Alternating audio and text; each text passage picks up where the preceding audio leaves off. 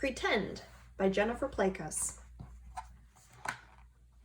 Pretend, Jimmy said to his dad, that this couch is a big boat and that we're floating in the ocean. And pretend that there are sharks swimming all around us. So we throw this this rock into the water and it scares them away. But now we're tired and we're starving and we don't know if we'll survive. Now you go, Jimmy said to Dad.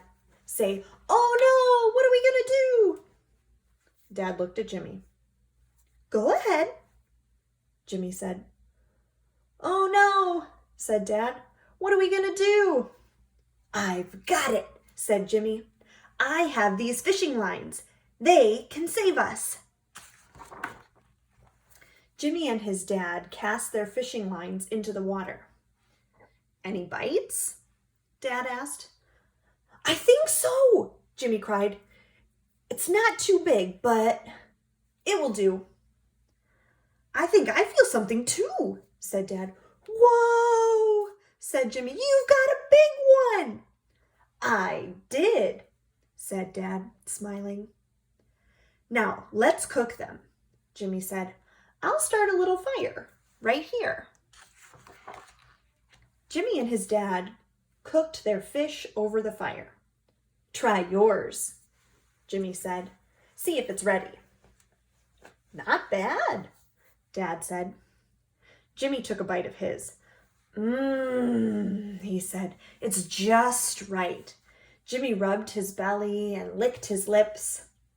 "That was one good meal," he said. "Now, let's search for land. We can't survive on this boat forever." "No standing on the couch," said Dad. "We're on a boat," Jimmy said. Dad gave him a look. Jimmy squatted.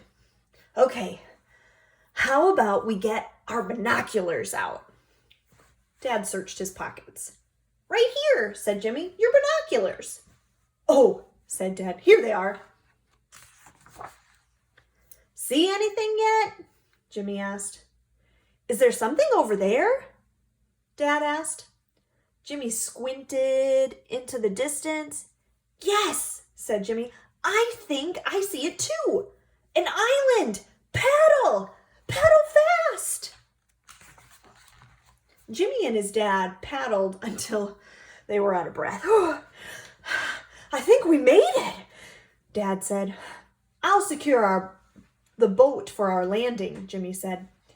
Dad hopped out after him. "Ouch," said Dad. I think I stepped on a crab." "Ouch," cried Jimmy. "Me too. But don't stop. We've got to make it to shore. Help. Grab my hand."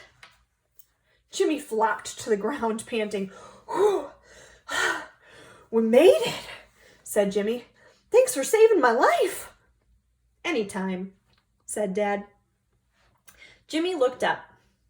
"You know, there are wild beasts that roam the bottom of this island," he said. "They eat people at night. The top is where we'll be safe. Let's climb to the top to make our fort." Jimmy started to climb. "I'll go first," he said. "I don't know if I can make it," Dad said. "Don't worry," Jimmy called. "I'll help you." Jimmy and Dad rested at the top of the mountain. "We can see everything from up here," Jimmy said, looking through his binoculars again. "Now we need to make our fort." "We can use these huge leaves," Jimmy said. "We can put them on top of these tree stumps. It will protect us if it rains." Together, Jimmy and his dad made a fort. "It's good," Jimmy said. "Now we can go inside. Come on." Jimmy and his dad crawled inside. Inside, the fort was nice and cool. I think it might be time for a rest, Dad said, stretching out as best he could. I have an idea. Why don't we pretend that we're two tired explorers taking a rest in their fort after a long day of exploring? Let's pretend that the stars are coming out and we're building a campfire, Jimmy said.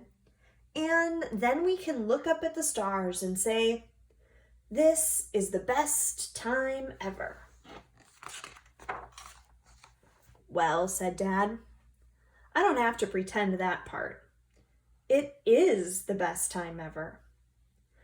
Jimmy got to work quickly. He started the fire. It was nice and warm. You're a pretty good pretender, Dad, Jimmy said. So are you, said Dad. And you're pretty good for real. Jimmy smiled.